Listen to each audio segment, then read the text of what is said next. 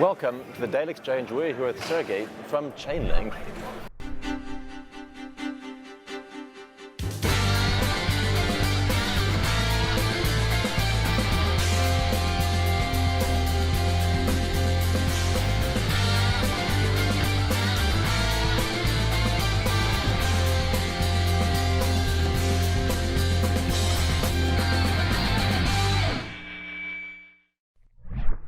Now, smart contracts are the word of the day in blockchain, and maybe one of the most important applications you can have.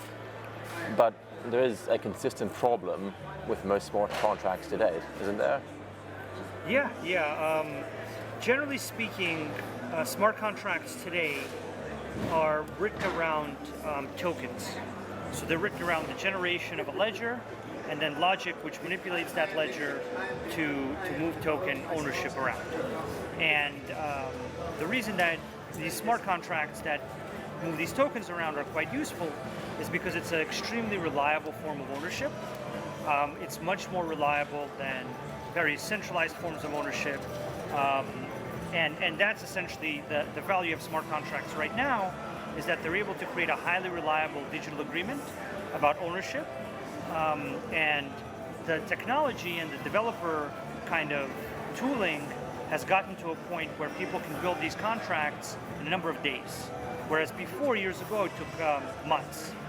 So I think the real explosion in a lot of these tokens is based on two key points. It's that the fundamental idea behind them is both valid and sound, in that more reliable forms of ownership make sense for many different groups of ownership. And then the second idea is that the capacity for people to implement this technology for their specific use case, whether it's tokenization of art or gold or whatever else it might be, has reached a level where it's usable enough for an early adopter developer community to build something of value and usefulness relatively quickly. Now, the limitation that these tokenization contracts have is that limitation that smart contracts have in general, which is what keeps them focused on tokenization, is that they aren't able to interact with external data sets. So if a contract can't know about an event, then the contract can't be written about that event, right? And the reason that a smart contract can't know about these events is because the way that the contract state is secured through something called mining is that you have these individual node operators coming to consensus about what the transaction is or isn't. And that secures the reliability of that transaction, and the batches of transactions are called blocks. Now, if you had a transaction in one of those blocks that said, go reach out to an API, go talk to an external system, you have a problem where how do you designate a single node operator, a single miner, to do that? If you do it that way, that miner has complete control of your contract. Yeah. So you want to find a way to make sure you can trust whatever data comes into your smart contract, so it works exactly as intended. Right. To encapsulate it, basically, the security, the very security model that makes the smart contract logic on chain reliable precludes, for security reasons, the ability for that contract to speak with other services that live outside the chain. But there's a lot of services there. Yeah. There's a lot of services about IoT data, which an insurance contract would be written about, market data, which decentralized finance products would be written about, trade finance data, which all kinds of supply chain contracts are written about, and ad exchange data, data for gaming.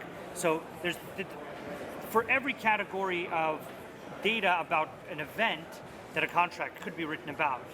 That's a category that's missing from these environments until those contracts can interact with that data, until those contracts can know about those events. So yeah, that's fundamentally what we work on. We work on how do you maintain the security of that contract and also give it access to these services. So how do you get the contract to interact with all the data feeds it needs. How do you get it to actually interact with other systems like bank payment systems? How do you enable it to have all the inputs and outputs under two key dimensions? So you need to put something between the smart contract and the data itself, a Right. chain link, as it were. Right, you need blockchain middleware, often called an oracle. We call them chain links. Generally speaking, blockchain middleware differs from other middleware in that the security of it is paramount. So without security in our space, you lose the reliability, and without reliability, then there's nothing really new here. There's like the extreme reliability of these systems is what gives them their efficiency. Like if you know that a system's never going to go wrong, then you don't need to build a lot of delays and people and all kinds of other processes to guarantee an outcome. That's really what our space is about. It's about an extreme degree of reliability on key dimensions like security, liveness, fault tolerance, all these different dimensions, such that we're supposedly so good at that in this space that we can create efficiencies, right? So what we're really talking about is expanding what a smart contract does, but as we do that, we expand the risk.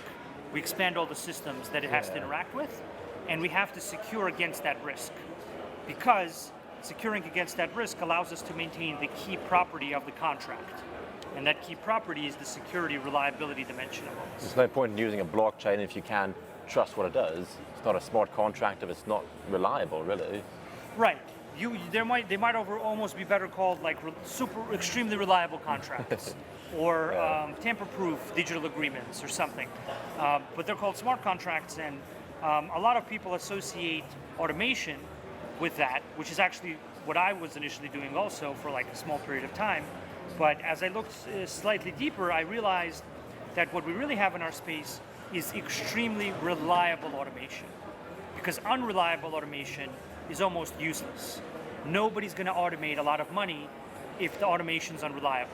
Yeah. So the unintuitive conclusion from all this is the automation that's reliable is the automation that's going to actually automate a lot of things. And whatever the other automation is, if it's less reliable, because when we're talking about automation, we're talking about systems making decisions and executing high-value outcomes in lieu of people, right? Yeah. And that's pretty serious. Like, that can grow to be trillions, billions, huge amounts of money at stake. Yeah, you're not going to go anywhere near these really serious applications without that degree of guarantee. Right, so that's really what our space is about. Our space is about, let's make an extremely reliable form of digital automation, and it's going to be so reliable that it's going to create these huge efficiency gains, and those efficiency gains are worth it because, well, you go from 3 days to a minute, you eliminate fraud, you make certain types of contracts possible at all, and all these dynamics are, I think they're difficult for people to really get into until they deal with a contract where this dynamic is lacking. Like a lot of people, I think there's a tendency to look at certain new technologies from a consumer point of view. And I think that's fine, and it's very intuitively, it's an intuitively valid point of view. But I think this technology is very back-end heavy, and it's focused on fixing a lot of very detailed contract, game theoretic, like contract level problems or back-end type of problems. And for people, I think, to really grasp what this is about, they need to understand the nature of those problems. And the nature of those problems is, I'm owed insurance, I didn't get paid. Or I'm losing $1 million because I can't settle a contract even though I sent the goods. Yeah. So for a developer who's looking at, they have this application in mind they want to build, in many cases would they just get hung up on the idea that they can't find a reliable way of making this contract work without the reliable data sources? Well, there's a few dynamics that happen. Basically, sometimes people try to make their own way of getting this data on chain, And then what happens is that the security model and the guarantees they would give people break down, because they basically say, yeah, here's my blockchain contract, smart contract, here it is on chain. And then anybody who thinks a little bit deeper, they're like, okay, well, your contract actually has a few parts, right? It has the on-chain part, then it has the middleware, and then it has the data source.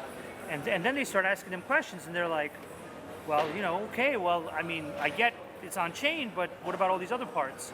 And usually when people write some code in like a week or two, they don't want to show it to other people for good reason, because it's probably not secure, it's probably very focused on only their use case. And even if they did show it to them, I'm not sure it would give people a lot of comfort.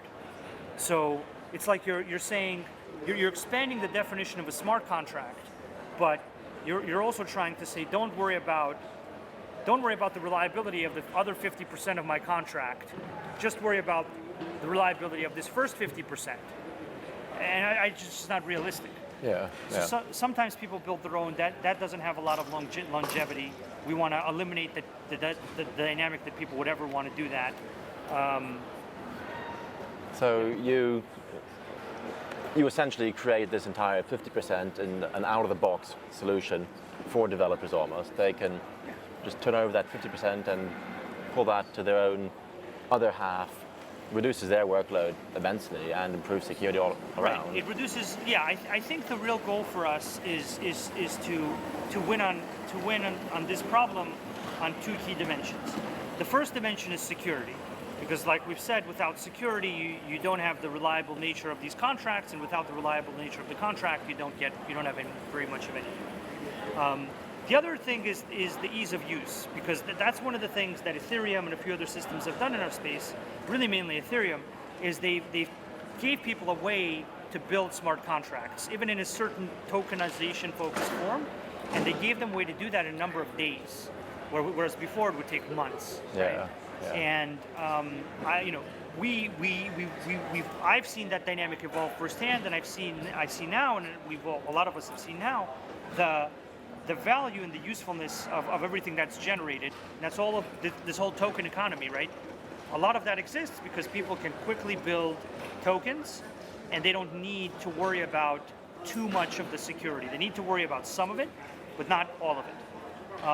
And for us, the right dynamic to replicate is the way web developers build applications. So the way a web developer will build something like Uber is they would write some core code, and they would connect an API that gets them access to GPS data.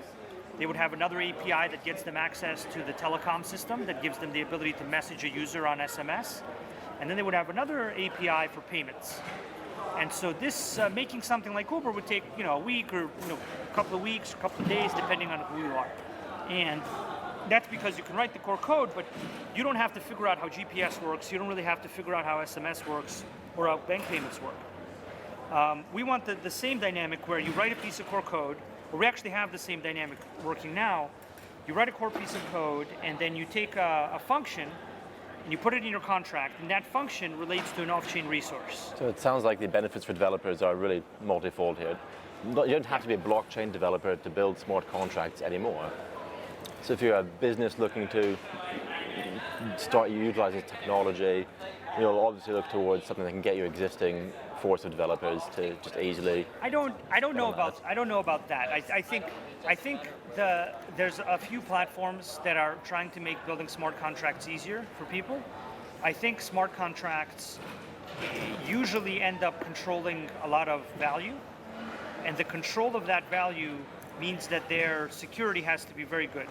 So if you take somebody who hasn't had experience in how to secure certain systems or how to write a secure contract, and they just write a contract about like something that might one day control $1 billion, I don't think we're at the point yet where developers have been abstracted away from all the security concerns. I think there's a number of people trying to do that, and I think formal verification and a number of other approaches are really going to help. From our point of view, we don't fully do that either. We give a developer the ability to reason about, how many node operators do I want, coming to consensus about an Oracle outcome, what data providers do I want them to use, who are these node operators? What is their history? What economic guarantees can they give me that they will properly execute the delivery of data? So these node operators are service providers of a sort. They're kind of, the way I would think about it is they're mining inputs. So they're not mining blocks in a chain, they're mining the accurate input of data or the accurate output of an event. So going forwards, I guess one of the first things you can do is just to provide more data, make it easier just for people to start building, pulling things out of the box. Yeah. There's generally two models. One model is the direct model, and one is like the reference data model. The direct model, we have that working relatively well now.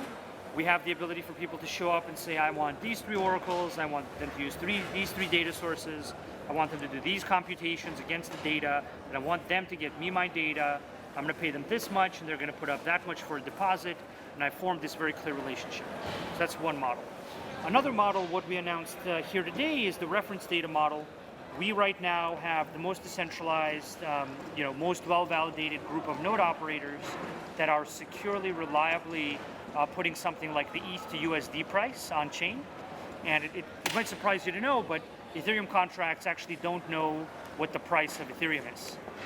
So if you wanted to build a smart contract in Ethereum about what's going on with the Ethereum price, you need something to give you that price.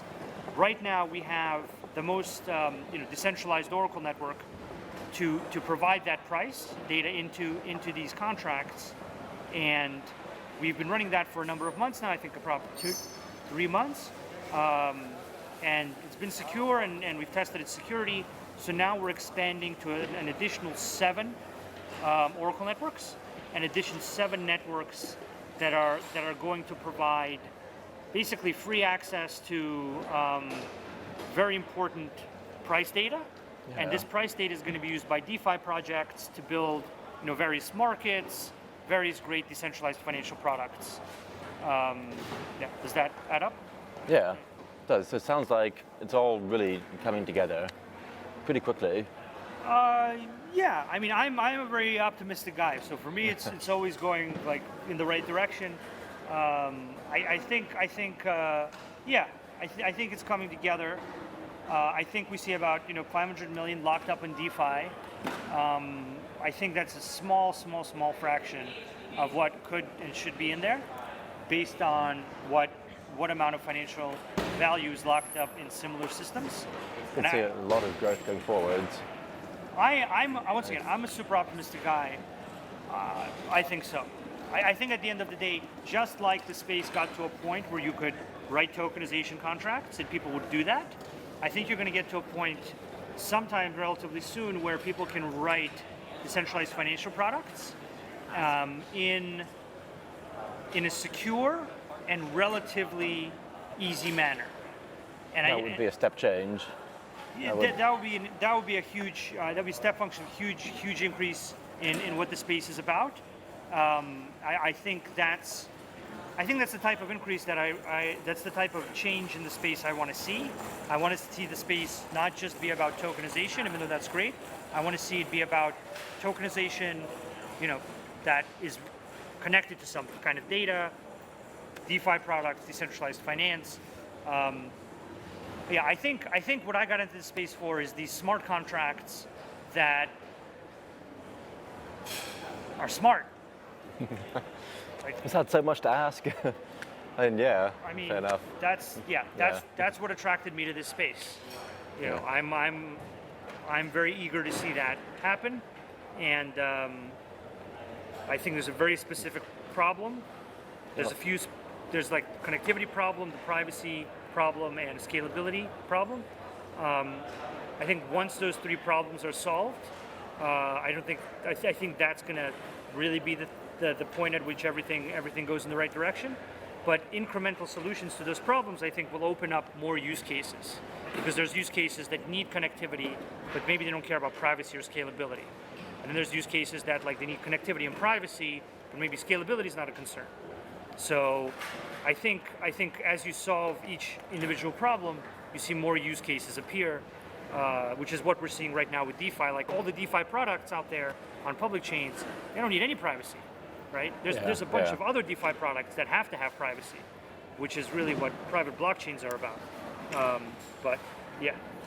It's safe to say you're doing more than almost anyone else in the space to help bring this vision to fruition. Thanks for joining us, Sergey. Well, I don't know about that. I think I'm doing whatever I can do within my abilities, which is I think what is realistic to expect. So That's all anyone can do, really. anybody, I'm doing whatever.